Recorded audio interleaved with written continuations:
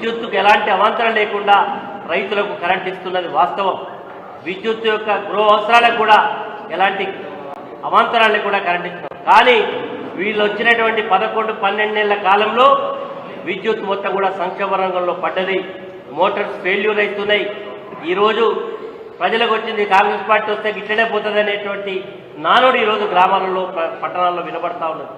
కాబట్టి ఈరోజు విద్యుత్ సంక్షోభాల నుంచి గట్టెక్కించినటువంటి ముఖ్యమంత్రి గారి మీద, ప్రాజెక్టు కట్టినటువంటి ముఖ్యమంత్రి వారి మీద వీళ్ళు డైవర్షన్ పాలిటిక్స్ చేస్తూ ఉన్నారు. కేసీఆర్ గారి పేరు చిరస్మరణీయంగా ప్రజల్లో ఉంటుంది కాబట్టి ఈ ప్రాజెక్టులలో తప్పులు జరిగినాయని కమిషన్లు వేస్తూ ఉన్నారు. కమిషన్లలో వేసేటువంటి వ్యక్తులు ఒక ప్రియాక్మైండ్ భయపడేటువంటి వ్యక్తులకు అవకాశం ఇచ్చారు.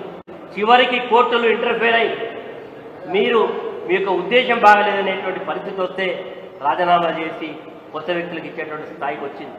ఈరోజు ప్రాజెక్టుల్లో ఒక చిన్న ఇల్లు కడితే చిన్న పలుగులు వస్తాయి, లీకేజీలు వస్తాయి. ఇంత పెద్ద ప్రాజెక్టు కట్టినప్పుడు వచ్చినటువంటి చిన్న చిన్న సాంకేతిక కారణాలను భూతత్వంలో పెట్టి చూపెట్టే ప్రయత్నం చేస్తూ ఉన్నాం. ఈరోజు రేవంత్ రెడ్డి గారి ప్రభుత్వం వచ్చిన తర్వాత ఇచ్చినటువంటి మహబూబ్ నగర్ జిల్లాలో ఇచ్చినటువంటి ప్రాజెక్టులు ఎవరికి ఇచ్చిండ్రు? ఈరోజు రేవంత్ రెడ్డి గారి బాంబదులకు, వారి కుటుంబ సభ్యులకు ఇచ్చేటువంటి, అంతేకాదు మన జిల్లా ఇన్ఛార్జి మంత్రిగా ఉండేటువంటి వ్యక్తులకు ఇచ్చేటువంటి కార్యక్రమాలు జరుగుతూ ఉన్నాయి. బంధు ప్రీతి విపరీతంగా పెరిగిపోయింది. ఈరోజు ఈ రకమైనటువంటి పరిపాలన కొనసాగుతుంది. కాబట్టి ఈరోజు రేపు పెట్టబోయేటువంటి సభ నైతికంగా ఇక్కడ పెట్టేటువంటి అవకాశం ఉండకూడదు. ఎందుకంటే ఇది రాజకీయాలకు, ప్రజల యొక్క చైతన్యానికి పుట్టినటువంటి గడ్డ వరంగల్ గడ్డ. మళ్ళీ వరంగల్ గడ్డని ఎంచుకొని మళ్ళొక్కసారి తెలంగాణ సమాజాన్ని మోసం చేయడానికే ప్రయత్నం చేస్తూ ఉన్నారు. ఇది తెలంగాణ సమాజం గుర్తించింది, తప్పకుండా ప్రశ్నిస్తుంది అనే మాటను గుర్తు చేస్తూ ఈరోజు చివరిగా ఒకటే చెప్తా ఉన్నాం. మహిళల పేరు మీద పెడతా ఉన్నాం.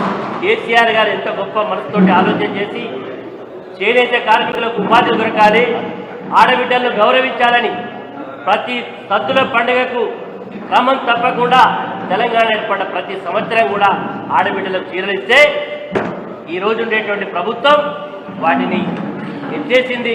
చీరలు ఇవ్వాల్సిన అవసరం లేదని మరి ఈ రకంగా మహిళలను ఏ రకంగా మోసం చేసిందో గుర్తు చేస్తాం. మిత్రులారా, ఇది నిజంగా చెప్పాలంటే చాలా విషయాలున్నాయి. మేము రోజొక సమావేశం, రోజొక సబ్జెక్ట్ తీసుకుంటాం. ఎందుకంటే వాళ్ళ యొక్క డిసెంబర్ రేవంత్ రెడ్డి గారి ప్రమాణ స్వీకారం వరకు మేము చాలా గొప్ప మేము కూడా ప్రతి ఒక్క అంశాన్ని ఏ రకంగా ప్రజలను మోసం చేసిన దాన్ని ప్రతి అంశం మీద కూడా ప్రజల్లో తీసుకెళ్లేటువంటి ప్రయత్నం చేస్తాం. చివరిగా ఈరోజు రియల్ ఎస్టేట్ రంగం కూడా కుదేలు కావడానికి కారణం రియల్ ఎస్టేట్ రిజిస్ట్రేషన్లన్నీ కూడా ఆగిపోయినాయి. ఈరోజు వరంగల్ పట్టణంలో కూడా చాలామంది నిరుద్యోగులు ఈ రంగాన్ని మీద మీడియేట్ చేసి ఏదో పుట్టబుడుచుకొని పనిచేసుకునేటువంటి అవకాశం ఉంటుంది. ఈరోజు రిజిస్ట్రేషన్ ఆపడం వల్ల చాలామంది ఉపాధి దొరకడం లేదు. దాని మీద అనేక మందికి కాన్ఫిడెన్స్ లెవెల్స్ కూడా పోయి భూమి కొనుక్కోలేని పరిస్థితి వచ్చింది. కాబట్టి విధాన లోపం ఉంటే సరి చేయాల్సినటువంటి ప్రభుత్వం కేవలం కాలయాపనతోటి దీన్ని ఒక నిర్వీర్యం చేసి ప్రభుత్వంకు రావాల్సినటువంటి ఖజానా కూడా రాకుండా పోయింది. వీళ్ళు వచ్చినటువంటి సంవత్సర కాలంలో ఏ రకంగా కేసీఆర్ గారు సంపద సృష్టించిండ్రు, పేదలకు పంచిల్లో చూసినాం. కానీ తెలంగాణ ఈ యొక్క కాంగ్రెస్ ప్రభుత్వంలో గణనీయంగా రాష్ట్ర ప్రభుత్వం యొక్క ఆదాయం తగ్గింది.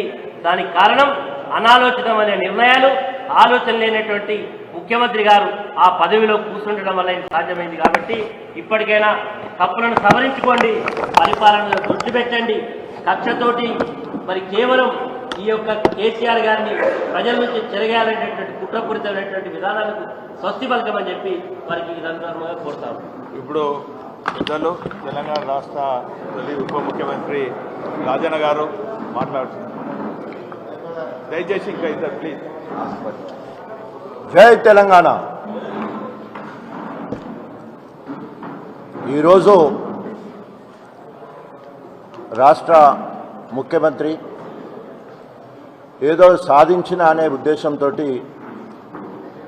రాజకీయ చైతన్యము